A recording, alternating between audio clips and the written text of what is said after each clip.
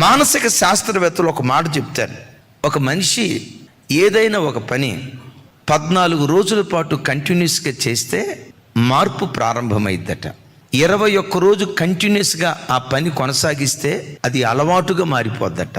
ఓ నెల 2 నెలల పాటు కంటిన్యూస్గా దాన్ని చేసుకుంటూ వెళ్తే అది వాని స్వభావంగా మారిపోద్దట. నేను ఇలా బ్రతకాలి, అరుణోదయపు దినాన లేవాలి, నా కంఠధ్వని దేవునికి వినిపించాలి, నిద్రమత్తురాలిగా నేను బ్రతకూడదు, సోమరిదానిగా నేను బ్రతకూడదు, ఇలాంటి భక్తి జీవితం నాకు కావాలని పట్టుదలతో అభ్యాసంతో ప్రారంభిస్తే 21 రోజు నువ్వు కంటిన్యూస్గా చేస్తేనట 22వ రోజు నుంచి అది నీకు అలవాటు అయిపోద్దట. పెద్దలు అంటారు కదా, కృషితో నాస్తి దుర్భిక్షం. నీ గుండె లోతుల్లో నుంచి నేను ఇలా బ్రతకాలని హృదయపు లోతులో నుంచి నువ్వు ఆరాట పడితే కూషు దేశస్థుడు తన చర్మపు రంగును మార్చుకోలేడేమో నాకు తెలియదు. చిరుతపులి తన మచ్చలు మార్చుకోలేదేమో నాకు తెలియదు.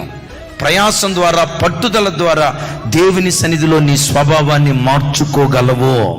Praise the lord.